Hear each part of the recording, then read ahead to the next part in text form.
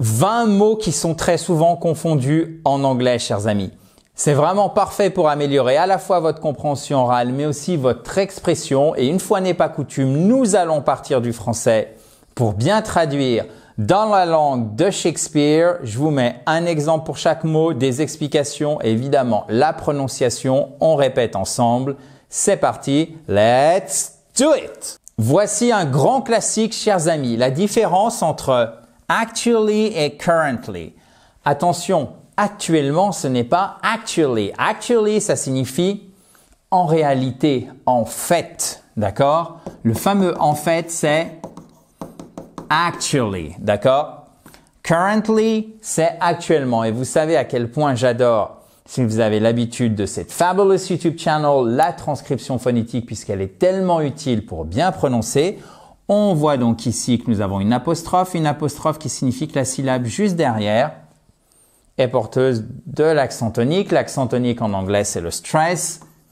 C'est la colonne vertébrale de votre bonne prononciation. Il est présent dans tous les mots qui ont 2 syllabes ou plus. Et vraiment, c'est ce qui doit attirer votre attention si vous voulez bien prononcer. Donc ici, vous voyez qu'on dit actually, currently, actually, ok.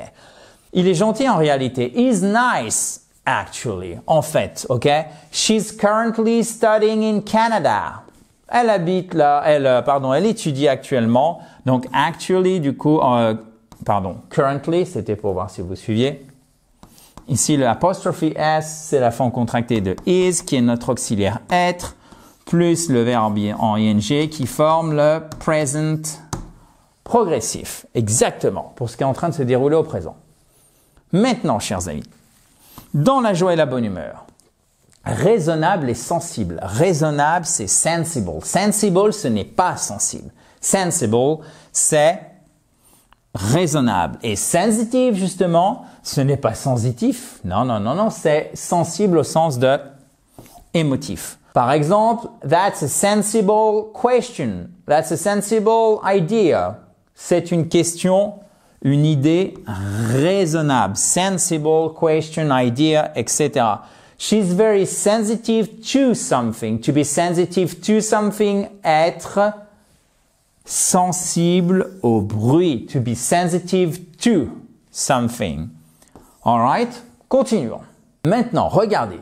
Là, vous en avez même 3 au lieu de 2, des mots vraiment importants. Library, c'est l'établissement public, c'est pas la librairie, c'est la bibliothèque au sens, par exemple, de bibliothèque nationale, municipale, ok? Library, library, library, library.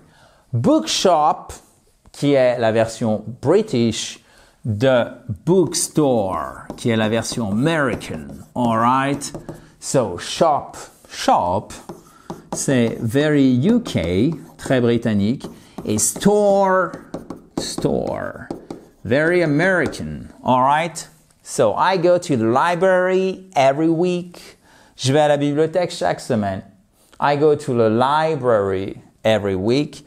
I bought this book at the bookstore, at the bookshop, okay?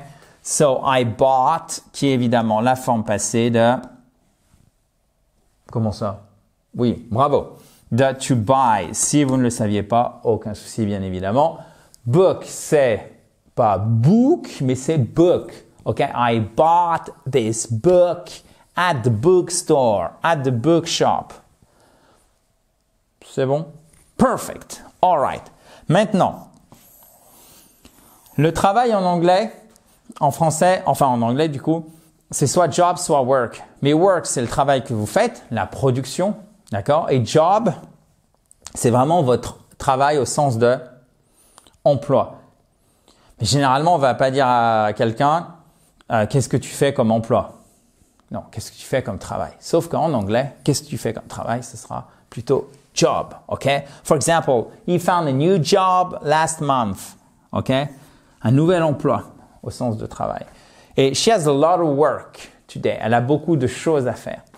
She has a lot of work today. OK? Work, travail, job, emploi. Ne faites pas la confusion entre ces 2 termes. Maintenant, to say, c'est quand vous rapportez les paroles de quelqu'un. Et to tell, ça sera plus utilisé pour raconter quelque chose. Mais vous avez aussi des expressions toutes faites et là, vous devez les apprendre par cœur pour savoir si on dit to tell ou to say. Mais ne les confondez pas. To say, dire, tell, to tell, dire à quelqu'un au sens de raconter. Donc, en expression toute faite, par exemple, dire la vérité, vous allez dire to tell the truth. For example, he told me the truth. Et on pourrait pas dire he said me the truth. Ça ne marche pas. D'ailleurs, c'est to say something to someone. Okay? He said he was tired. He said to me. Là, si on voulait mettre un complément, on devrait dire to. He said to me. Donc, he told me he was tired. He said to me. He said to me, ça sonne bizarre, d'accord? C'est plutôt he said tout seul et après, vous mettez une autre proposition. Si vous mettez un complément avec un pronom personnel, ce sera plutôt he told me to tell à quelqu'un, ok? Au sens de raconter. Maintenant, là aussi, vous en avez 3. Visionner, regarder au sens de visionner, même 4 sens, ou au sens de surveiller, c'est to watch, ok? C'est regarder attentivement. Watch the kids. Fais attention aux enfants. Surveille les enfants. Regardez un film. I'm watching a movie. C'est to watch. Maintenant, voir au sens, justement, un des 5 sens, la vue. La vue, ça se dit sight. OK? C'est to see. OK? Avoir la capacité physique de distinguer quelqu'un grâce à ses yeux. Littéralement. Et regarder quelque chose, I'm looking at you. Là, je vous regarde. C'est to look. OK? Regardez, voir, visionner, surveiller. All right? So, look at the sky. Look at the sky. Regarde le ciel. OK? Look at her. Look at her. Regarde-la. OK? Ah, on ne monte pas du doigt, pardon. We watch a great movie. Nous avons visionné, bon, évidemment, on dira plutôt nous avons vu un super film. Et attention, c'est pas a great movie. Non, non, c'est a great movie. Great movie. Ici, vous avez une voyelle longue et ici, vous avez une diphtongue. Great. A great movie. Okay. We watched a great movie. Yeah. Perfect. Oh là là, vous êtes gâtés. Do and make. On a fait une vidéo spéciale pour vous. Elle est disponible ici, juste en haut. À droite, si vous ne voyez pas le lien de la vidéo, vous l'avez directement juste ici dans la description sous cette vidéo. Et vous avez aussi la possibilité, chers amis, de récupérer ces magnifiques slides et faire l'exercice d'application en cliquant sur le i en haut à droite ou sur le lien qui est directement dans la description de la vidéo. Si vous êtes sur mobile ou sur tablette, normalement, vous n'avez pas le i en haut à droite. C'est pour ça que je vous précise que le lien est aussi dans la description de cette vidéo. Continuons dans la joie et la bonne humeur, la différence entre do et make, justement. Retenez comme ceci, c'est facile. Do, c'est faire une activité. Make, c'est fabriquer et notamment modifier la matière, le physique. C'est pour ça d'ailleurs qu'on dit made in France, fabriqué en France, d'accord, qui est la forme passée, le participe passé de plutôt d'ici, il y a déjà de to make, ok? So I do my homework every day. Je fais mes devoirs tous les jours. C'est vraiment dans l'activité classique. Et vous avez aussi to do. Alors ça peut être activité intellectuelle, si je puis dire, telle que to do my homework, mais aussi activité physique, to do the dishes, ok? Pas my dishes, to do the dishes. Oh my goodness. Hop, ça me permet de voir si vous suivez, c'est tout, chers amis. Évidemment, tout ceci est calculé. Ou pas. Do the dishes. To do the dishes. Vous voyez, activité, donc c'est to do. To do my homework. Attention, il n'y a pas de S, s'il vous plaît. Et he made a cake for her. Il a fait, au sens de il a fabriqué, mais fabriquer un gâteau, j'ai l'impression qu'il est un peu en ciment, votre gâteau, c'est pas terrible, hein. Donc en français, c'est fait, mais en anglais, c'est bien différent, c'est to make. OK? Ensuite, la différence, et c'est gagner à chaque fois, et ça peut même être gagner de l'argent pour les deux, entre to win et to earn. To win, c'est remporter quelque chose, gagner un prix, gagner un match, etc. They won the match. Ils ont gagné le match. Mais si vous avez gagné, par exemple, $4 000 par mois, ça sera to earn. OK? He earns $4,000 a month. OK? He earns $4,000 a month. Et là, voyez ce qui se passe? Attention, en anglais, les milliers, 1000, c'est comme ça en anglais. Ça, c'est 1000, 1000. Ça, c'est 4000. C'est pas 1,000, puisque les décimaux en anglais, c'est avec un point. D'accord? Ça, c'est 1,23. 1.23 ou 23, as you wish, ok? Ça, c'est 1,23. Ça, c'est 1000. Et le signe de la devise, que ce soit un dollar, que ce soit de l'euro, que ce soit du franc CFA, que ce soit du dollar singapourien, ce que vous voulez, vous le mettez avant la somme et collé. Donc 1000 euros, ça sera, mais 1000 $, ça sera comme ceci. C'est vraiment très très contre-intuitif, donc faites très attention à ceci aussi, notamment si vous voulez écrire l'anglais correctement. Grosse source de confusion, la différence entre se souvenir et rappeler à quelqu'un. Et souvent, en fait, ce que vous faites, c'est que vous m'utilisez à chaque fois pour les deux. Remember. Et vous allez dire, par exemple, remember me that, au lieu de dire remind me that. Pour dire rappelle-moi. Rappelle-moi de faire telle chose. Souvent, vous dites remember me that parce que c'est se souvenir. Ça, c'est faux. C'est remind me. OK?